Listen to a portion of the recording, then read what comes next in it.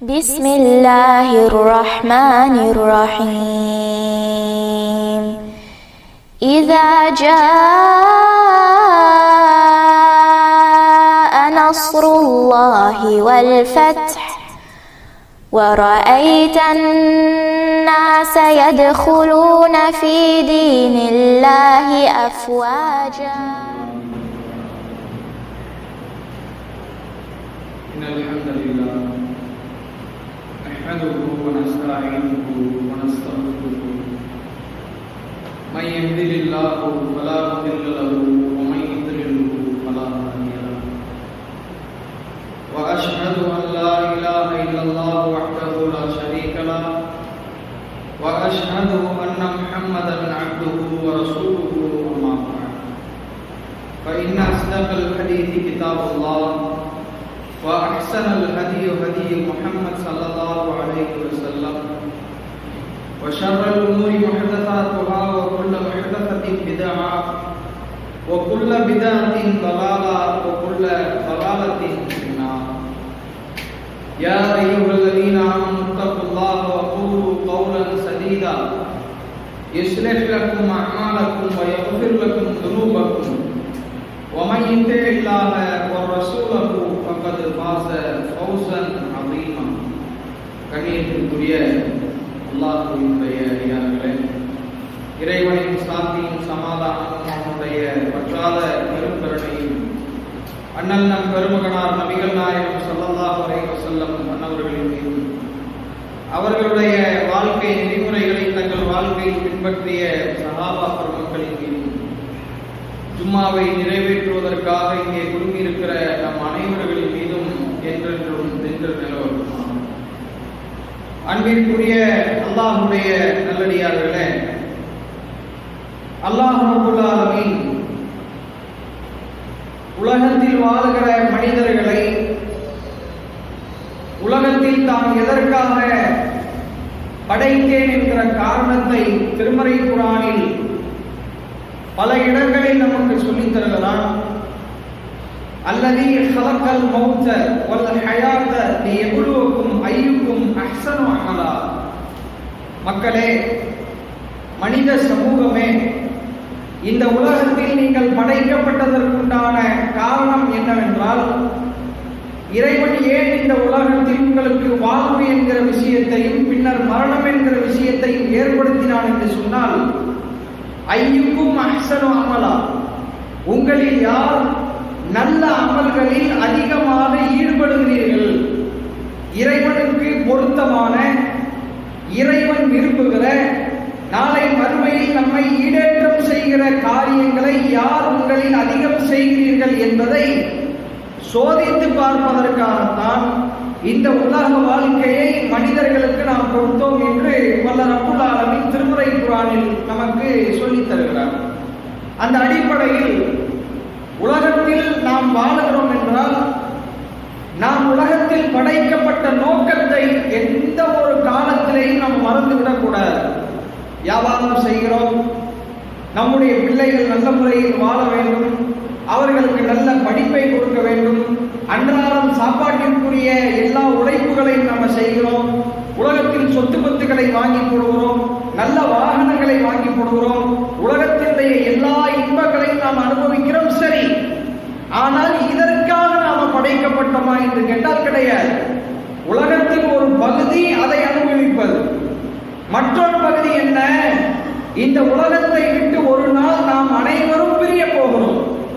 மரணம் என்கிற ஒரு உறுதியான ஒரு விஷயம் ஒவ்வொரு மனிதனிடத்திலையும் வரப்போகிறது.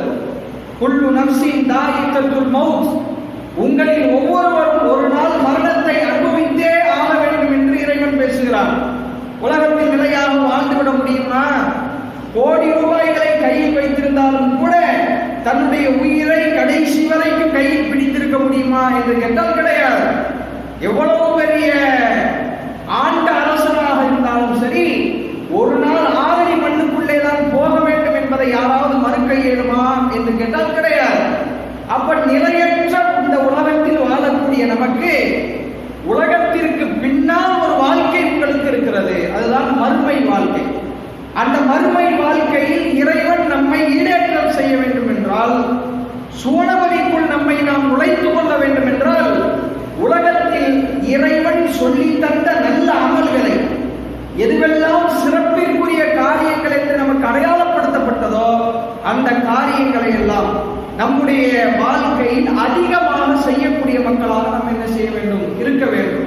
அந்த அடிப்படையில் அல்லாஹ் திருமறை குர்ஆனில் நமக்கு சொல்லித் தருகிறான், வல்லதீன ஆமனு, யாரெல்லாம் நம்பிக்கை கொண்டார்களோ, வஅமிலுஸ் ஸாலிஹாத், நல்ல சாலிஹான அமல்களையும் யாரெல்லாம் செய்கிறார்களோ அவர்களுக்குத்தான் அன்னலஹும் ஜன்னா, சுவர்க்கம் இருக்கிறது, தஜ்ரீ மின் தஹ்திஹல் அன்ஹார், ஆறுகளுக்கு கீழாக ஓடக்கூடிய சுவன சோலைகள் இப்படியான மக்களுக்கு தான் நான் தயார்படுத்தி வைத்திருக்கிறேன் என்று இறைவன் சொல்கிறார்.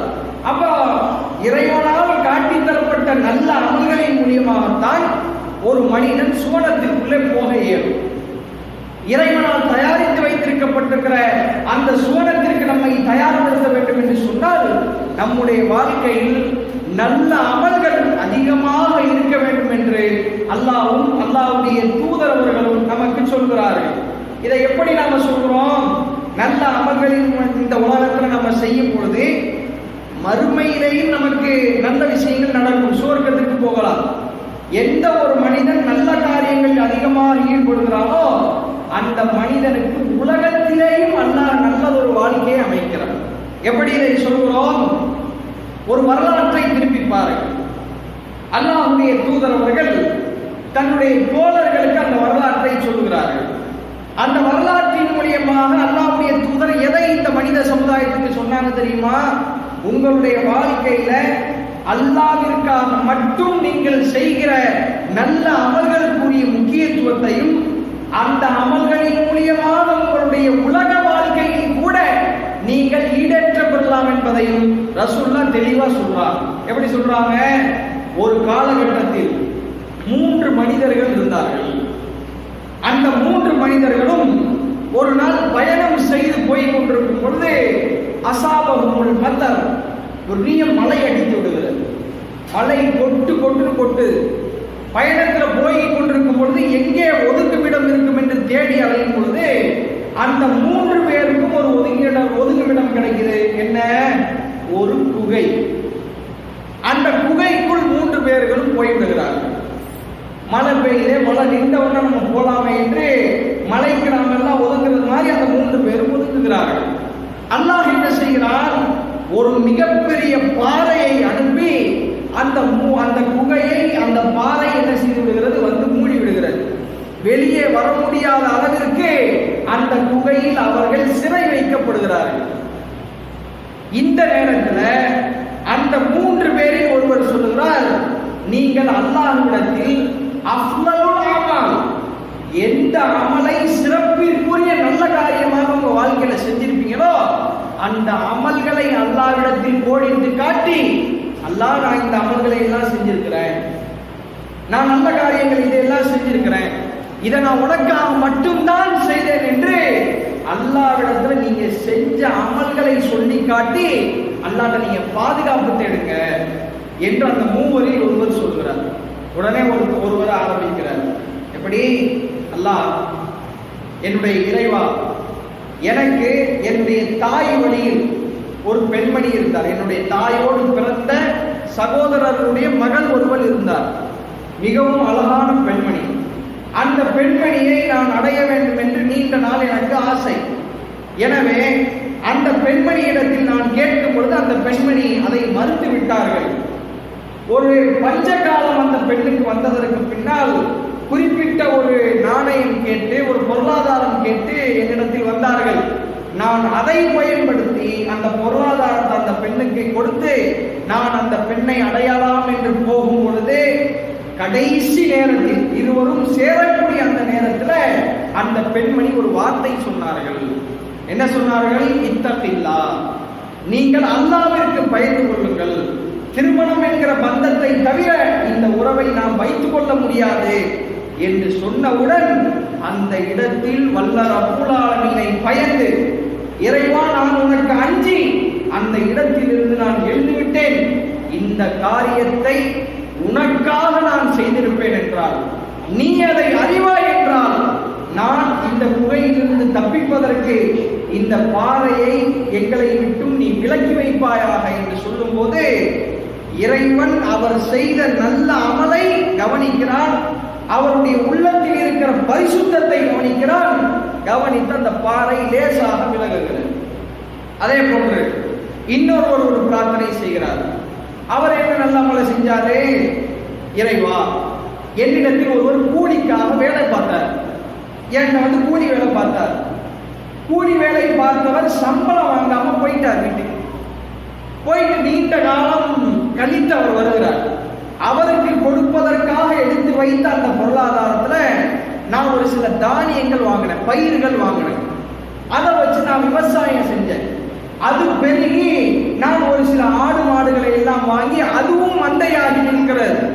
நீண்ட காலம் கழித்து அந்த கூலியால் என்னிடத்தில் வந்து, நான் உங்கள்கிட்ட முன்னாடி வேலை பார்த்தேன், ஒரு நாள் சம்பளத்தை வாங்காம போயிட்டேன், எனக்கு அந்த சம்பளத்தை நீங்க திரும்ப கொடுங்க என்று அவர் கேட்டார்.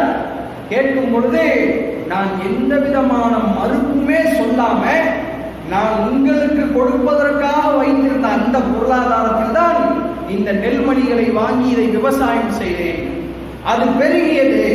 அதன் மூலியமாக இந்த ஆடு மாடுகளை எல்லாம் நான் வாங்கி போட்டு பெரிய மந்தையாக ஆக்கிவிட்டேன். இதை நீங்கள் முழுமையாக எடுத்துக் கொள்ளுங்கள் என்று பெருந்தன்மையாக அந்த நல்ல காரியத்தை அல்லாஹ் உனக்காக நான் செய்திருந்தால் எனக்கு இந்த பாறையை விலக்கு, எங்களுக்கு ஒரு போக்கிடத்தை கொடு, ஒரு வழியை கொடு என்று கேட்கிறார். அல்லாஹ் என்ன செய்கிறான்? மீண்டும் பாறை லேசாக விலகி ஒரு வழி பிறக்கிறது. கடைசியாக ஒரு துவா செய்கிறார், ஒரு பிரார்த்தனை செய்கிறார். அதுதான் நம்ம ஒவ்வொருவருக்கும் இன்றைக்கு தேவைப்படுகிற மிக முக்கியமான அம்சம். அவர் என்ன செய்கிறார் தெரியுமா? இறைவா, இனி நான் எனக்கு 2 பெற்றோர்கள் இருந்தார்கள், தாயும் தந்தையும். அவர்கள் எப்படிப்பட்டவர்கள்? ஷைகானி கபீரானி, 2 வயது முதிர்ந்த பெற்றவர்கள் இருக்கிறார். அம்மாவும் அப்பாவும் ரொம்ப வயசாயிருச்சு, ரொம்ப தள்ளாத வயசுல இருக்கிறாங்க. நான் அவர்களை பராமரிக்கிறேன். எப்படி பராமரிக்கிறேன்? இரவு நேரத்தில் நான் விறகு விட்ட சென்று விடுவேன். காலையில் விறகு விட்டு மாலை நேரத்தில் வீடு திரும்புவேன். அது வரைக்கும் என்னுடைய பெற்றோர்கள் சாப்பிடாம இருப்பாங்க. நான் வந்ததற்கு பிறகுதான் ஆடுகளில் இருந்தும் மாடுகளில் இருந்தும் பால் கறந்து என்னுடைய தாய்க்கும் தந்தைக்கும் நான் உணவு கொடுத்து பராமரிப்பேன். எனக்கு மனைவி இருக்கிறாங்க, என்னுடைய பிள்ளை இருக்கிறாங்க.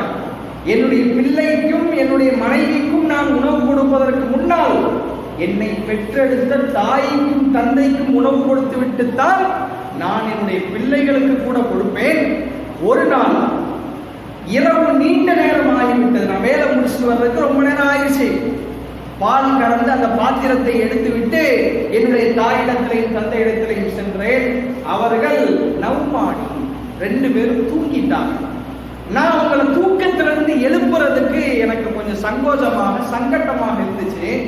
நான் அவர்களுடைய தலைமாட்டிலேயே நின்று கொண்டிருந்தேன். அந்த நேரத்தில் என்னுடைய பிள்ளை என்னுடைய காலை வருடி என்னிடத்தில் உணவு கேட்டுக் கொண்டிருந்தது. நான் என்னுடைய தாய்க்கு முன்னுரிமை கொடுக்கணுமே, அவங்க சாப்பிடாம பட்டினி கிடந்து தூங்கும் போது நாம சாப்பிடக்கூடாது என்ற காரணத்தினால் பகல் விடியக்கூடிய அந்த நேரம் வரை ஆகிவிட்டது. பிறகு என்னுடைய தாயும் தந்தையும் எழுந்ததற்கு பின்னால் அவர்களுக்கு அந்த உணவை கொடுத்து விட்டுத்தான் நாங்கள் சாப்பிட்டோம். இறைவா, இந்த நல்ல காரியத்தை, பெற்றோரை பேணுகிற இந்த நல்ல காரியத்தை உனக்காக நான் செய்திருப்பேன் என்று சொன்னால் அல்லாஹ் எங்களுக்கு இந்த பாறையை விலக்கி ஒரு வழியை ஏற்படுத்தி என்று சொன்னவுடன் அல்லாஹ் முழுமையாக அந்த பாறையை என்ன செய்கிறான்? விளக்குகிறான் என்கிற செய்தியை பார்க்கிறோம். இந்த செய்தியில மிக முக்கியமான ஒரு அம்சம் இருக்கிறது. என்ன தெரியுமா? இஸ்லாத்தில் சொல்லப்பட்ட எத்தனையோ நல்ல காரியங்கள் இருக்கிறது. அந்த நல்ல காரியங்களிலேயே உச்சபட்சமாக இறைவனாலும் இறை தூதர் அவர்களாலும் திரும்ப திரும்ப சொல்லப்பட்ட, வலியுறுத்தி சொல்லப்பட்ட ஒரு நல்லமல் என்ன தெரியுமா? நம்மை எல்லாம் பெற்றெடுத்த தாயையும் தந்தையையும் நல்ல முறையில் பராமரிப்பது. சிறு பிள்ளையில் இருந்து நம்மை வளர்த்து ஆளாக்கி நம்மையும் ஒரு குடும்பமாக சமூகத்தில் நமக்கென்று ஒரு அந்தஸ்தை உருவாக்கி கொடுத்திருப்பார்களே, அப்படியான தாய்க்கும் தந்தைக்கும் மௌத்தா போற வரைக்கும் நன்றியுள்ள பிள்ளைகளாக இருக்கிறோம். இஸ்லாம் அதை எந்த அளவிற்கு வலியுறுத்தி சொல்கிறது என்றால், இஸ்லாத்தின் அடிப்படை கொள்கைக்கு அடுத்ததாகவே இறைவன் இந்த நல்ல காரியத்தை தான் சொல்றான். நல்ல காரியம் செஞ்சா அருள் பெறலாம். அந்த அருளை எப்படி பெறலாம்? இந்த மூவருடைய வரலாறு நமக்கு அழகாக சொல்லித் தருகிறது. எப்படியான ஒரு நல்ல அமல் தெரியுமா இந்த அமல்? அல்லாஹ் திருமறை குர்ஆனில் சொல்கிறான், வகதா ரப்புக அல்லா தஅபுது இல்லா இய்யா. மக்களே, இறைவன் உங்களுக்கு கட்டளை இடுகிறான், அல்லாஹ்வை தவிர யாரையும் வணங்கக்கூடாது, அல்லாஹ்வுக்கு எந்த வகையிலையும் ஷிர்க் வைக்கக்கூடாது என்று அல்லாஹ் உங்களுக்கு கட்டளை இடுகிறான். சொல்லிவிட்டு அடுத்த வரியே என்ன தெரியுமா? வபில் வாலிதைனி இஹ்சானா. மக்களே, உங்களுடைய பெற்றோர்களுக்கு நீங்கள் நல்லுபகாரம் செய்யுங்கள். உங்களுடைய தாய் தந்தையருடைய மனம் நோகாதபடி உங்களுடைய வாழ்க்கையை நீங்கள் அமைத்துக் கொள்ளுங்கள். அவர்களை எந்த ஒரு நேரத்திலேயும் மனம் புண்படும்படி உங்களுடைய செயலோ உங்களுடைய வார்த்தைகளோ எதுவும் அமைந்துவிடக்கூடாது. இம்மா எவ்வளவு ஐந்தகல் கிபர அஹதுஹுமா அவ் கிலாஹுமா. உங்களுடைய பெற்றோர்களில் ஒருவரோ அல்லது இருவரோ வயது முதிர்ந்த நிலையை அடைந்து விட்ட பிறகு வலா தகுல் லஹுமா உஃபின், அவர்களை பார்த்து சீ என்கிற வார்த்தையை கூட மக்களே நீங்கள் பயன்படுத்தி விடாதீர்கள். வகுல் லஹுமா கௌலன் கரீமா, அவர்கள் இருவரையும் பார்த்து கண்ணியமான வார்த்தைகளை நீங்கள் பயன்படுத்துங்கள். அவர்கள் இருவரை பார்த்து சீ என்கிற வார்த்தையை கூட நீங்கள் பயன்படுத்தி விடாதீர்கள். வஸாஹிபுஹுமா ஃபித் துன்யா மஅரூஃபா, இந்த உலகத்திலேயே நீங்கள் அன்பு பாராட்டப்படுவதற்கு ஏற்ற ஒரு ஜீவன் உலகத்தில் இருக்கும் என்றால் உங்களுடைய பெற்றோர்கள் தான் என்று திருமறையினுடைய வசனம் நமக்கு சொல்கிறதா இல்லையா? அன்பு என்ற இறகை, பணிவு என்கிற இறகையை உங்களுடைய பெற்றோர்களுக்காக நீங்கள் தாழ்த்துங்கள் என்று இறைவன் சொல்கிறார். ஆனால் இன்றைக்கு நிலை என்ன?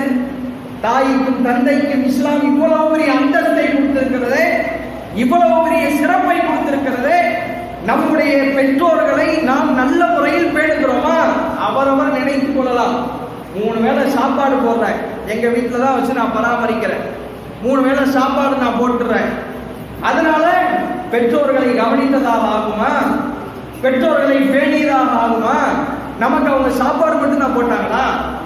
பெற்றவர்கள் நமக்கு சாப்பிடுவதற்கு உணவு மாத்திரம் தான் கொடுத்தார்களா? நல்ல ஆதரவை கொடுக்கவில்லையா? மணிக்கணக்காக நம்மிடத்தில் நேரங்களை செலவழிக்கவில்லையா? நம்மை கொஞ்சவில்லையா? நம்மிடத்தில் விளையாடவில்லையா? ஆனால் இன்றைக்கு பெற்றவர்களை பார்த்து சாப்பிட்டீங்களாமான்னு கேட்பதற்கு இன்றைக்கு பிள்ளைகளுக்கு டைம் இல்லை. தூக்கி மடியில் வைத்துக் கொண்டு தோளிலையும் மாறிலையும் போட்டு சாப்பாடு ஊட்டி இருப்போமே, கைகள் முளைத்து விரல்கள் முடித்து சாப்பிடக்கூடிய நிலைக்கு நாம் வந்ததற்கு பின்னால் எத்தனை பிள்ளைகள் தாயையும் தந்தையும் உட்கார வைத்து அம்மா நான் இன்றைக்கு உங்களுக்கு சாப்பாடு ஊட்டி விடுகிறேன் என்று ஊட்டிவிட்ட பெற்றவர்கள் எத்தனை பேருக்கு, பிள்ளைகள் எத்தனை பேருக்கு நம்ம இருக்கிறோம்? அம்மாவுக்கு உட்கார வச்சு சாப்பாடு ஊட்டி விட்டுருக்கிறோமா? பாப்பாவுக்கு உட்கார வச்சு சாப்பாடு ஊட்டி விட்டுருக்கிறோமா? அவர்களிடத்தில் அன்பான வார்த்தைகளை நம்ம பேசி இருக்கிறோமா? பல பெற்ற பிள்ளைகள் பெற்றவர்களிடத்தில் இன்றைக்கு எரிஞ்சு விழுகிறாங்க. பெற்றவர்களிடத்தில் இன்றைக்கு கடும் சொற்களை பயன்படுத்தக்கூடிய காட்சியை பார்க்கிறோம். பல முஸ்லிம் குடும்பங்களில் பெற்றவர்கள் அடிக்கப்படுகிறார்கள். ஏதோ 3ஆம் தர மனிதனை போன்ற இன்றைக்கு குடும்பத்தில் பெற்றவர்கள் நடத்தப்படுகிறார்கள். இருக்கா இல்லையா?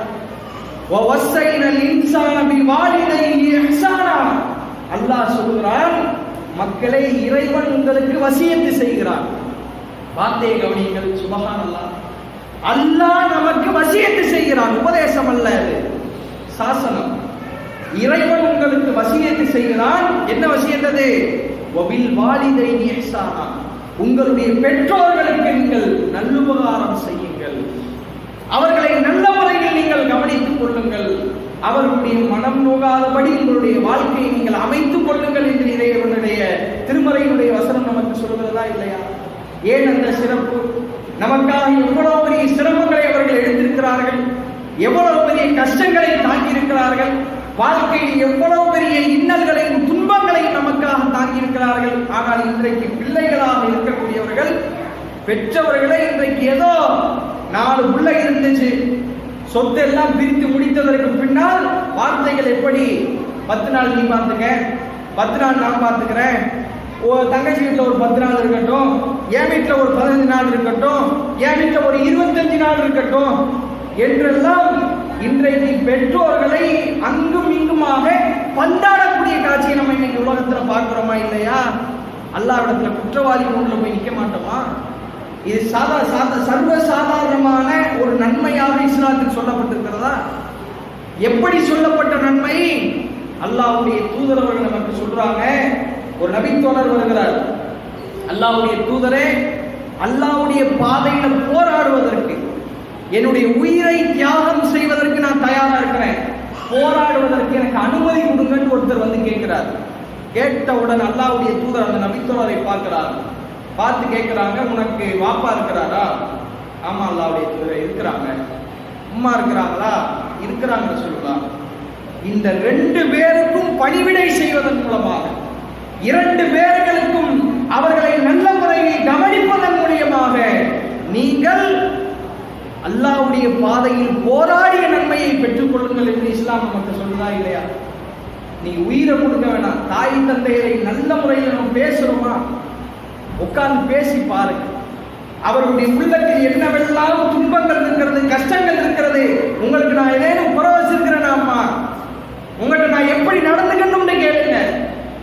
உங்களுக்கு இந்த வீட்டில் எப்படியான வசதிகள் செய்து கொடுக்கப்பட வேண்டும் என்று கேளுங்க. மனைவிக்கு ஒரு மாதிரியான பாவனை, தாய்க்கு ஒரு மாதிரியான பாவனை, 25 வயதுக்கு மேலே வந்தவளுக்கு விழுந்து விழுந்து கவனிக்கிறார். ஆனால் சிறு பிள்ளையிலிருந்து அவனை நல்ல முறையில் பேணி பாதுகாத்து வளர்த்த தாயை திருமணத்திற்கு பின்னால் உதறி தள்ளக்கூடிய பிள்ளைகளை இன்றைக்கு உலகத்தில் பார்க்கிறோம். மனைவிக்கு முக்கியத்துவம், தாய் 3ஆம் தரமாக வைத்து பார்க்கப்படுகிறார். அல்லாஹ்வுடைய தூதர் அவர்கள் நமக்கு சொன்னார்கள், எச்சரித்தார்கள். ஒரு மனிதர் வந்து கேட்கிறார், உலகத்திலேயே என்னுடைய அன்பு பாசம் எல்லாத்தையும் நான் ஒரு ஆள்கிட்ட போய் கொட்டணும், யார்கிட்ட போய் கொட்டுறது, யாரிடத்துல நாம் போய் அதை என்ன செய்யறது என்று கேட்கும்போது ரசூலுல்லாஹ் சொன்னாங்க, உம்முக்க, உன்னுடைய தாய் என்று சொன்னாங்க. அவர் கேட்கிறார், உம்மவன், பிறகு யார்? அவர் அல்லாஹ்வுடைய தூதர் மறுபடியும் சொல்கிறார்கள், உம்முக்க, உன் தாய் தான் பார்க்க. சும்மவன், பிறகு யார்? பிறகும் உன்னுடைய தாய் தான். பிறகு யார்? பிறகு உன்னுடைய தந்தை என்று சொன்னார்கள். உலகத்திலேயே நம்முடைய அன்பு பாசம், நம்முடைய சம்பாத்தியம், நம்முடைய பொருளாதாரம், நம்முடைய நேரம் அனைத்தையும் ஒரு ஆளுக்கு நான் முழுமையாக கொடுப்பதாக இருந்தால் நம்முடைய வாப்பா அம்மா அல்லாஹ்வுடைய தூதர்கள் நமக்கு சொன்னாங்களா இல்லையா? நாம் அப்படி செய்யறோமா? நம்முடைய சம்பாத்தியத்தின் முதன்மை தாய்க்கு கொடுக்கப்படுகிறதா? நம்முடைய பாசத்தின் முதன்மை நம்முடைய தாய்க்கு கொடுக்கப்படுகிறதா? நம்முடைய நேரத்தின் ஒதுக்கீடில் ஒரு பங்கு தாய்க்கு கொடுக்கப்படுகிறதா? இல்லை. ஏதோ நம்ம பெத்துட்டாங்க, வளர்த்துட்டாங்க, வீட்டில் வச்சுக்குவோம், 3 நேரம் சாப்பாடு கொடுப்போம், அவங்களுக்கு தனியா ஒரு கட்டில் இருக்கும். சின்ன பிள்ளையில தாயிடத்துல கொஞ்சியவர்கள், விளையாண்டவர்கள், கால் முளைத்து நடக்க பழகியதற்கு பின்னால் தாயிடத்துல ஒரு கருத்து கூட கேட்க மாட்டாங்க. இன்னைக்கு வியாபாரம் ஆரம்பிக்க போறேன், கருத்து கேட்கிறோமா? நம்ம இந்த வியாபாரம் செய்யலாமா கேட்கிறோமா? ஏன்? அவங்களுக்கு அந்த அறிவு இருக்காது, அவங்களுக்கு அதை பத்தி என்ன தெரிய போகுது? கேளுங்க, மனசு குளிர்ந்து போவாங்க. அம்மா இந்த வியாபாரம் பண்ண போறேன், என்னுடைய வியாபாரத்துக்கு இந்த மாதிரி நஷ்டமாயிடுச்சுமா என்றைக்காவது சொல்லியிருக்கோமா? இன்ப துன்பங்களை பகிர்ந்திருக்கிறோமா? எத்தனை பேர்கள் பெற்றோர்களை வெளியூரில் இருப்பார்கள், போன் அடித்து அம்மா சாப்பிட்டீங்களான்னு 3 நேரம் நம்ம கேட்டிருக்கிறோமா? ஏதோ வாரத்துக்கு ஒரு வாட்டி நல்லா இருக்கீங்களான்னு கேட்கிறோம், மாசத்துக்கு ஒரு வாட்டி நல்லா இருக்கீங்களா, என்ன செய்றீங்க என்று கேட்கிறோம். பலர்கிட்ட அதுவும் கிடையாது. இருக்கா இல்லையா? இதை நடைமுறையில் நம்ம பார்க்கிறோமா இல்லையா? இது எவ்வளவு பெரிய ஒரு பாவ காரியமாக ரசூலுல்லாஹ் சொன்னாங்க தெரியுமா? எப்படி சொன்னார்கள்? எந்த ஒரு மனிதனிடத்தில் வயது முதிர்ந்த நிலையில் தாயும் தந்தையும் இருந்து அவர்களை கவனிக்காமல் எவனெல்லாம் சொர்க்கத்துக்கு போகவில்லையோ அவனுடைய மூக்கு மண்ணை கவட்டும் என்று சொன்னாங்க ரசூலுல்லாஹி ஸல்லல்லாஹு அலைஹி வஸல்லம் அவர்கள். ஒரு பாக்கியம், பெத்தவங்க நமக்கு கிடைத்த பாக்கியம். நமக்கு கிடைத்த பொக்கிஷம் அவர்கள். ஆனால் அவர்களை இன்றைக்கு எப்படி நடத்துகிறார்கள்? இன்றைக்கு மரியாதை கட்டத்தனமாக என்னை கேட்டால் தாயையும் தந்தையும் போமா மாமா என்று சொல்லுவதே ரொம்ப ஒரு அநாகரிகமான வார்த்தை தான். தாயை பார்த்து போமா வாமா என்று சொல்லுவதே அநாகரிகம். வாங்க போங்க என்று சொல்வதற்கு கூட இன்னைக்கு பல பேருக்கு அதை கூட பழகல பாருங்க. ஸ்கூலுக்கு போகும்போது சாருக்கு சல்யூட் அடிக்கிறது என்ன, வாங்க சார் போங்க சார், எவன்டே தெரியாது கடைக்கு வருவான், வாங்க வாங்க வாங்க உட்காருங்க. தாய் அப்படி கவனிச்சிருக்கிறியா? தந்தைக்கு அந்த முக்கியத்துவத்தை நம்ம கொடுத்திருக்கிறோமா? கருத்து கேட்டிருக்கிறோமா? கெட்ட கெட்ட வார்த்தைகளை இன்றைக்கு பெற்றோர்களை அர்ச்சனை செய்யக்கூடிய காட்சிகளை பார்க்கிறோம். ரோட்டில் பிச்சை எடுக்கக்கூடிய பல முதியவர்களை நீங்கள் கேட்டு பாருங்கள். பின்னணி என்ன? பெத்தெடுத்தேன் 10 செல்வங்களை சீமாட்டிகளை பெத்தெடுத்தேன், எவனும் கை கொடுக்கல, ரோட்ல விட்டான். பார்க்கிறோமா இல்லையா? எத்தனையோ முஸ்லிம் மூதாட்டிகளை பார்க்கிறோம், முஸ்லிம் பெரியவர்களை பார்க்கிறோம். முதியோர்களுக்கு சென்று ஒரு நாள் பாருங்கள். அல்லாஹ்வுடைய தூதர் அவர்கள் இதை சாதாரணமான ஒரு நன்மையாக சொல்லல, மிகப்பெரிய ஒரு நன்மையாக நமக்கு சொன்னார்கள். நபிகளார் சொன்னார்கள், அக்பருல் கபாயிர், பாவங்களிலேயே பெரிய பெரிய பாவங்கள் என்று ஒரு சில பட்டியல் இருக்கிறது. சபஅத்து முபிகாத், 7 பெரும்பாவங்களை இஸ்லாம் சொல்லுது.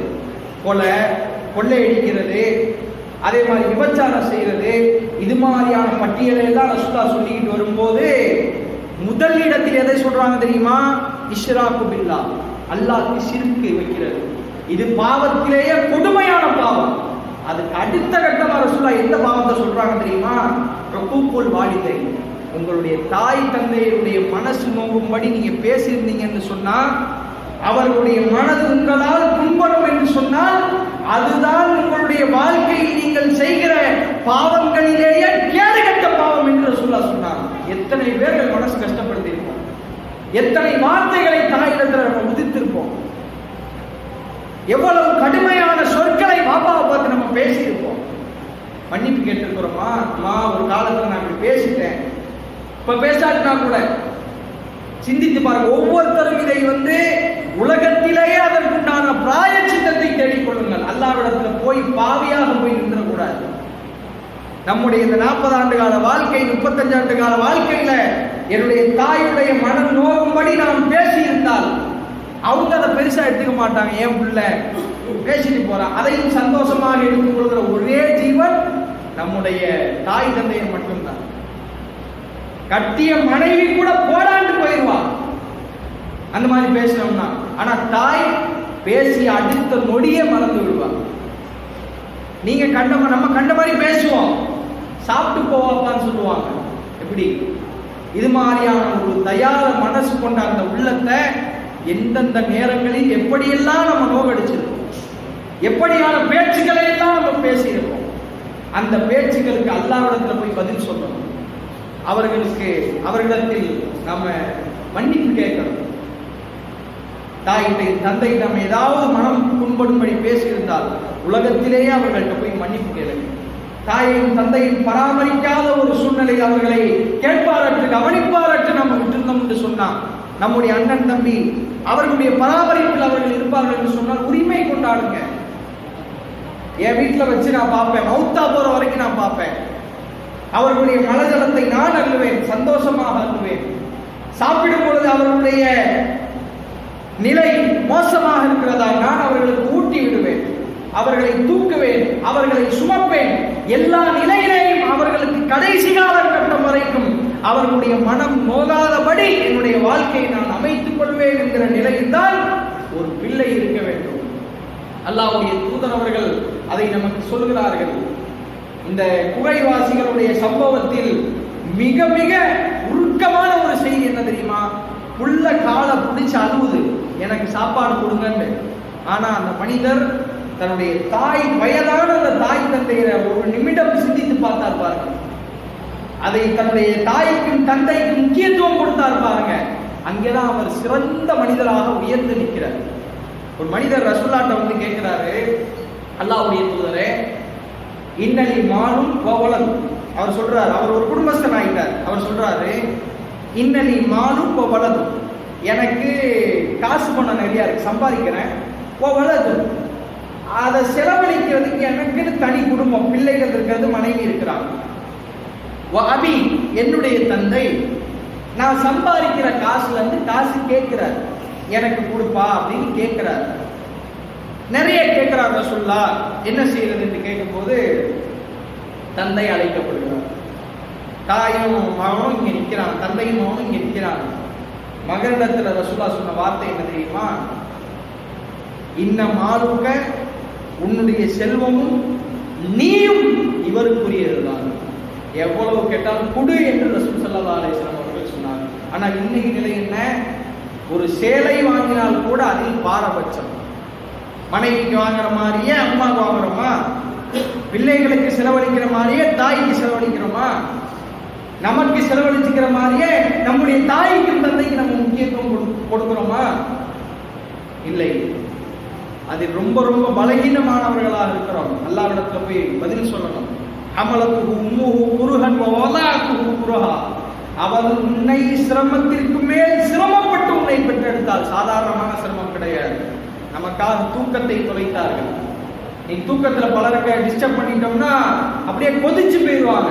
எங்க இருந்து அவ்வளவு கோவம் வரும்னே தெரியாது. தூக்கத்துல மட்டும் எங்க பாப்பாவை டிஸ்டர்ப் பண்ணவே கூடாது அதெல்லாம் சொல்லுவாங்க.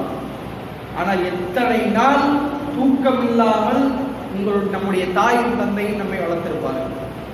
எத்தனை மருத்துவமனைகளுடைய வாசலை ஏறி இறங்கி இருப்பார்கள். நம்மால் எத்தனை அவச்சொற்களை அவர்கள் சந்தித்திருப்பார்கள். எல்லாவற்றிற்கும் அல்லாஹ்விடத்தில் பதில் சொல்ல வேண்டும். கஷ்டப்பட்ட, நமக்காக கஷ்டப்படுகிற, வேதனைப்படுகிற ஒரே ஜீவன் தாயும் தந்தையும் மட்டும்தான்.